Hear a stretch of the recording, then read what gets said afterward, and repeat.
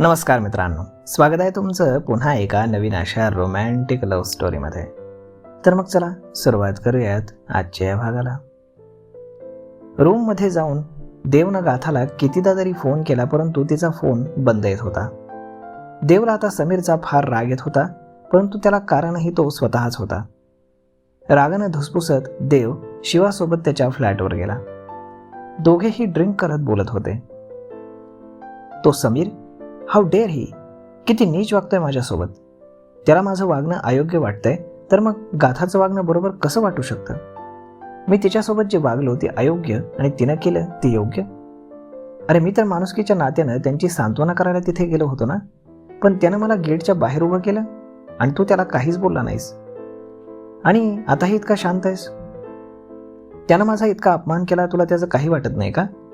देव drink करत रागानं शिवाला बोलला. त्यानं माझाही अपमान काय कमी केलाय का? तुझ्यामुळे शांत राहिलो नाही तर मी जाऊ दे, मी बोललो तर तुला ते पटणार नाही म्हणून शांत आहे. डॉक्टर शिव बोलला. तू तिची बाजू घेऊन बोलतोयस म्हणून पटत नाही. मग जाऊ दे, सोड. सोड? कसं सोडू? मला त्या समीरचा खूप राग येतोय. का? का म्हणजे तो मला गाथाला भेटू देत नाही. मी तिच्याशी कॉन्टॅक्ट करू नये म्हणून त्यानं मुद्दाम तिचा फोनही बंद ठेवला असणार. आणि तू म्हणतोयस का? देव अजूनच चिडत बोलला. तुला गाथाला भेटायचंय का? व्हॉट डू यू मीन का शिवा? तिचे बाबा गेलेत, किती दुःखी असेल ती. So what? तिच्याजवळ तिची फॅमिली आहे तिला सावरायला. तुझी काय गरज आहे? आणि नाहीतरी तू तिच्याशी सगळे संबंध तोडलेच ना. तिचा चेहराही पाहायचा इच्छा नाही आहे ना तुला? तिनं तुझ्यासोबत जे काही केलं त्यामुळे तू तुझं लग्न सुद्धा मोडलंस. मग तुला तिची इतकी काळजी का? जाऊ दे ना, सोड तिचा विषय. आता तुझा आणि तिचा काही संबंध नाही देव, चिल. शिवचं बोलणं ऐकून देव थोडा शांत झाला, पण त्याचे डोळे लगेच भरून आले. Yes, you are right. माझा आणि तिचा आता काहीही संबंध नाही. ती खूप वाईट आहे, खूप स्वार्थी. ती अजिबात माझ्या लायक नाही. सगळं संपलंय, मी संपवलंय. सगळं पटतंय, पण याचं काय शिवा? त्यानं त्याच्या हृदयावर बोट ठेवलं. इथं तिनं जी जागा, ज्या फिलिंग्ज निर्माण केल्यात त्याचं काय? याला नाही उमजत तिला विसरायला. मी एक डॉक्टर आहे, नामांकित हार्ट स्पेशालिस्ट. पण आज माझंच हार्ट, माझं हृदय माझ्या मर्जीत नाही. इथे खूप दुखतंय यार, खूप त्रास होतो आणि मी काहीच करू शकत नाही. मला असं का होतंय? मला विसरायचंय तिला, इथून काढून टाकायचे, but I can't. Feeling helpless. देव डोळ्यामध्ये अश्रू आणत बोलला. कारण तूही खूप प्रेम करायला लागलास तिच्यावर. तू कितीही नाकारलंस तरी गाथा तुझं सर्वस्व बनलीये. तू नाही राहू शकत तिच्याशिवाय. तू कितीही ठरवलंस ना तरी नाही करू शकत तिचा हेट. सोड हा राग, विसर ना तिनं जे काही केलं आणि स्वीकार तिला. जा तिच्याजवळ, बघ तुझी इथे होणारी ही पीडा, हा त्रास कमी होईल. शिवा त्याला समजावत बोलला. नो, भावनेच्या आहारी जाऊन मी आता पुन्हा तीच चूक करणार नाही. मला माहीत आहे माझा हा त्रास कसा कमी होईल ते. मी पुन्हा तोच देव बनणार. माझ्या कामात स्वतःला इतकं बिझी ठेवणार की तिची एक सेकंदही आठवण मला येणार नाही. देव ड्रिंकचा ग्लास रिकामा करत बोलला आणि झोपायला निघून गेला. किती हट्टी आहेस देव तू. बट आय नो, आता तू नाही राहू शकत तिच्याशिवाय. आता तो वरचा देव तुला कधी सद्बुद्धी देतोय काय माहीत. शिवा मनातच बोलला आणि तोही झोपायला निघून गेला. इकडे देव सकाळी लवकर उठून त्याच्या बंगल्यावर गेला. नेहमीप्रमाणे तयार होऊन तो हॉस्पिटलला आला. त्याला पाहून सगळ्यांना खूप छान वाटलं. बऱ्याच दिवसापासून देव हॉस्पिटलमध्ये येत नव्हता. त्याच्या गैरहजेरीत त्याचे पेशंट इतर डॉक्टर्स पाहत होते. तो नसल्यामुळे बऱ्याच सर्जरी थांबल्या होत्या. त्यामुळे हॉस्पिटलमध्ये आल्या आल्या तो कामाला लागला. इकडे मिस्टर सरपोतदार यांना जाऊन 9 दिवस झाले आणि गाथा मागच्या 9 दिवसांपासून कोमात होती. समीर, उद्या 10व्याची पूजा आहे. गाथा इथे हसायला हवी, नाहीतर बाबांच्या आत्म्याला शांती मिळणार नाही. माया डोळ्यात पाणी आणून बोलली. समीरलाही फार वाईट वाटत होतं, परंतु तो काहीच करू शकत नव्हता. त्यानं मायाला मिठीत घेतलं आणि ती त्याच्या मिठीमध्ये रडू लागली. इकडे हॉस्पिटलच्या VIP रूममध्ये गाथा बेडवरती निश्चित पडून होती. तिच्या आजूबाजूला बऱ्याच मशीन्स होत्या. तिच्या हाताला सलाईन सुरू होतं आणि एक नर्स 24 तास तिच्या देखरेखीसाठी ठेवलेली होती.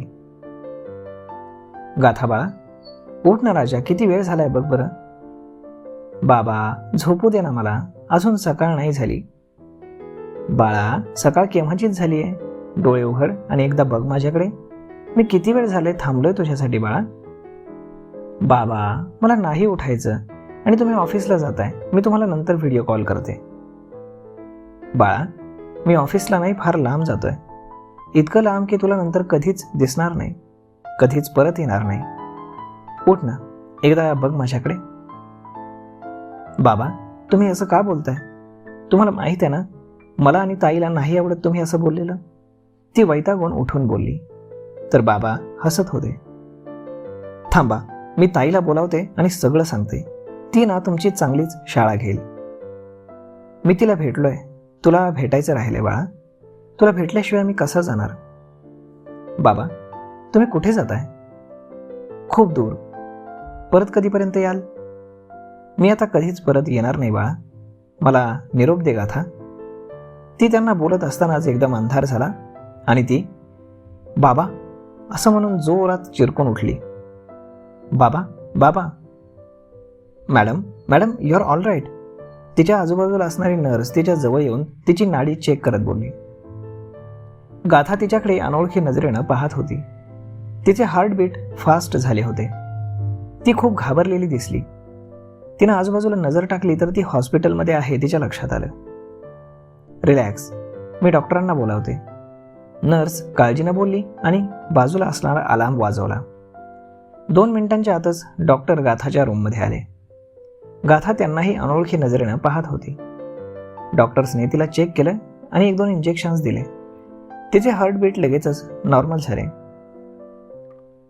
माझे बाबा, माझे बाबा, ती डॉक्टरांना पाहून बोलली. रिलॅक्स गाथा, ते ठीक आहेत. डॉक्टर तिची परिस्थिती पाहून बोलले. मला त्यांना भेटायचंय. कुठे आहेत ते? ते मी मिस्टर समीर यांना बोलावतो. ते बोलतील तुमच्याशी. पण तुम्ही आराम करा, रिलॅक्स, ओके? डॉक्टर तिला समजावून रूमच्या बाहेर गेले. त्यांनी लगेच समीरला फोन केला आणि गाथाबद्दल सांगितलं. समीर आणि माया पूजेसाठी नेमकेच बसले होते, पण पूजा अजून सुरू झाली नव्हती. गाथा शुद्धीवर आलीये हे कळताच तो तातडीनं हॉस्पिटलमध्ये निघून आला. डॉक्टरांनी त्याला आधी त्यांना भेटायला सांगितलं, त्यामुळे तो आधी त्यांच्या केबिनमध्ये गेला.